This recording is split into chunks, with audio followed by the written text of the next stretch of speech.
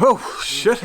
Hvad så, Kasper? Hvad så, mand? Vi skal op og besøge en i dag. En, der hedder Nikolaj, faktisk, ligesom dig. Flot fyr, garanteret. Han er ved at bygge et hjernedødt derbyprojekt. Det ligner det i hvert fald på billeder, så jeg synes, vi tager op og lige...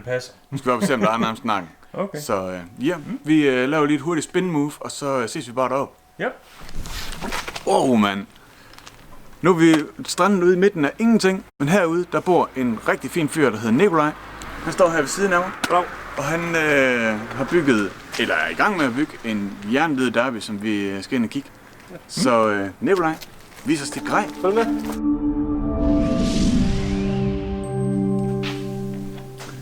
Nikolaj, jeg ved ikke, hvad du sådan mener er en derby, men jeg synes sgu ikke, det ligner nogen derby. Jeg er ganske vist høj, men... Den er godt nok høj som en derby, ja. Ja, jeg heller ikke noget jorden på den. Er det falsk reklame, Nikolaj? Hvad sker der? Nej, men jeg ved det ikke lige. Det ved jeg ikke. Tror du, vi skal herover kigge i stedet for? Det ser noget mere rigtigt ud. Så ser det noget mere rigtigt ud, gør det ikke det? Nikolaj, den er sgu da rimelig gennemført. Ja, sådan skal det jo være. Ja. Synes jeg. Den er flot bygget. Har du lyst til at fortælle os om, hvad der sker? Jamen, det kan jeg godt. Jeg havde jo den der perlemors i hot der, Ja. som jeg jo så byttede til en derby center. Ja, vi kan lige tage og skyde et billede op af den her. Ja. Og der byttede jeg så til den her, og så skulle der skiftes krumtapslejer og sådan lidt, og så, da jeg alligevel havde skilt motoren af, så valgte jeg at få den pulverlakeret. Ja, det var det eneste. Og jeg stillede, og fælgene, de var pulverlakeret i forvejen, da jeg fik den. Og så har jeg så valgt lige at gå efter det der orange tema der. Ja. Du har ikke samlet den helt færdig endnu. Altså, Nej, sidste billeder, jeg så af den, inden vi kom op, der sad motoren jo ikke engang. Nej, dem satte jeg på i går. Ja. De er sådan hurtigt. Jeg mangler stadigvæk karburator og vandslangerne og det der olie og det der skal på. Og den gnister heller ikke lige. Men det er fordi, jeg skal lige have fundet ud af det der ledningsnet der. Det er fra 2006. Okay. Og så er motoren, det er en 03'er. Ja, okay. Godt se det. Det er jo et hurtigt tip. Hvordan er det til og med 5? Ja. Og så kører den vandstusen ud igennem siden af cylinderen hernede. Ellers så foregår det gennem blokken, ikke? Jo, det tror jeg. Det er en nem måde at se det på. Ja, det er for mig. Jeg skulle gerne sidde her. Okay, det er så svært at se, fordi har du fået pulverlakeret motoren? Ja. Ja. Herinde bag ved oliepåfyldningsskruen, der sidder motorkoden. Som nu er også inde på hjemmesiden. Så man helt kan være sikker på, hvad man kan være runer. Yes. Men jeg tænkte bare på, skal du ikke have en støttefod på, så den kommer lidt ned og ligge? Det synes jeg, der er noget, Shit, den er langt nede. Men ja, sådan bliver de bare med tiden. Ja. Men jeg synes, det ser fedt ud, når det ligger nede. Ja, men det er jo en stil. Den står også stabil. Ja, Ja, Der kommer ikke lige en vind til her. Nej. Det står sgu stabilt. Men hvad er så opsætningen af det? Det er bare standard, og den skal være lovlig. Jeg gider ikke have den taget. Nej. Det synes jeg simpelthen, det er for spild af penge. Jo, Selvom det kunne da være fedest at have den til at køre sådan rimelig sindssygt. Så skal der så orange stafferinger på skjoldene også. Ja, også vugkasser, så eller hvad? Nej, det er bare ligesom de der striber, der jeg havde på... Jeg ved ikke, om man kan få en orange... Nå, ja, det er rigtigt. På hotten, der har du kørt de der bånd rundt. Ja. Nå, kan den? Jeg synes, den mangler lidt heroppe i toppen af det orange der. Vi kan lige vise Nikolajs gamle hot også. Den kommer. Ja.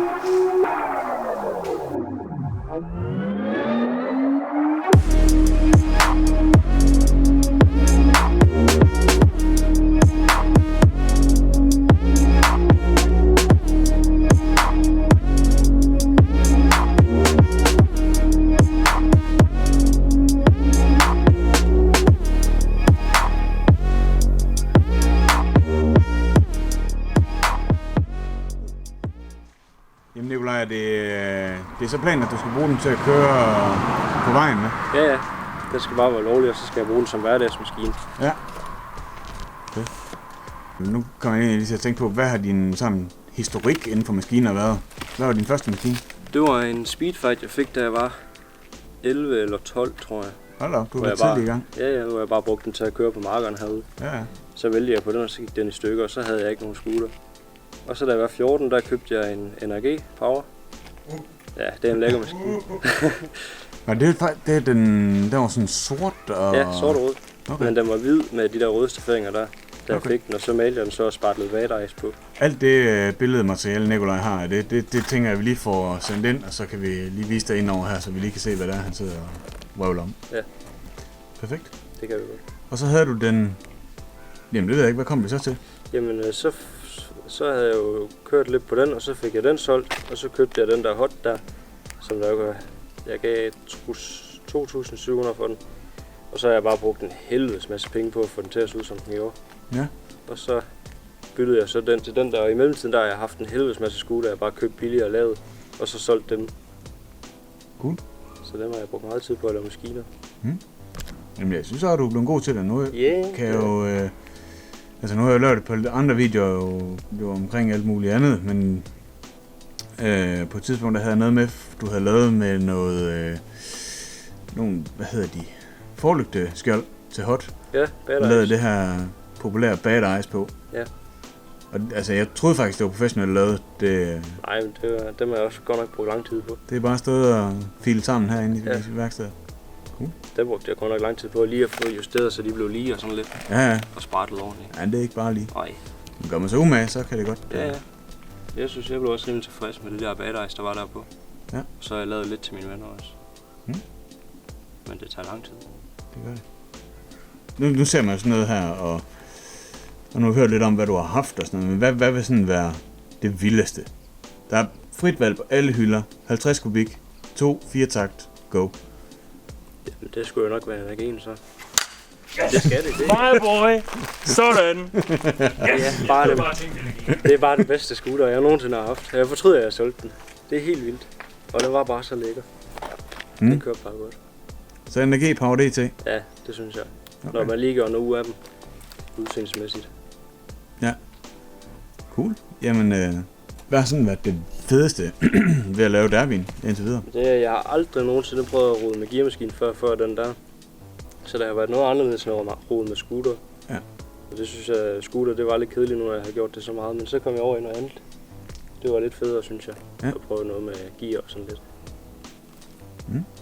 Og jamen, så synes jeg bare, at gearmaskinen de ser noget federe ud end scooter.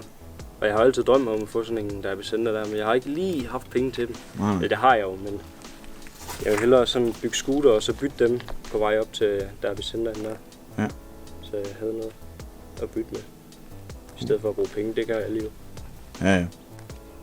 Er der været noget, som sådan, du har været overrasket over, hvor svært at lave? Jeg synes faktisk, det var overraskende. Altså, det var... Dengang jeg skilte den der troede jeg, det var mega svært at samle den, men det var det faktisk ikke.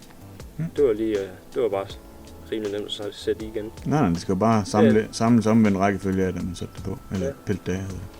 Det gik meget nemmere, end jeg troede. Men så har jeg jo fået at vide, at den var for 0,6, og det troede jeg så også motoren var. Så alle de motorer, jeg købte, det var til 0,6, så pakningen passede ikke, og det gjorde tændingsdækset heller ikke alt det der. Så det skulle jeg lige bestille igen. Cool. Er der mere, du tænker? Hvad med den energi der? Har du aldrig set den ting? Det har jeg jo nok. Sort, rød, bad eyes.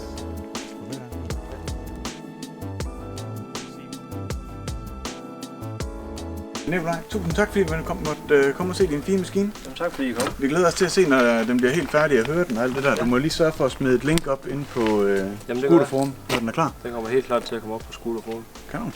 Jamen, husk, har I et eller andet spændende, vi skal komme ud og kigge på. Send os en e-mail til info@speedline.dk. Skriv, vis os dit grej i emnefeltet af e-mailen, så skal vi nok kontakte jer.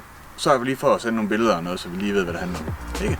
Så indtil vi ses igen, stay tuned, peace out, ses.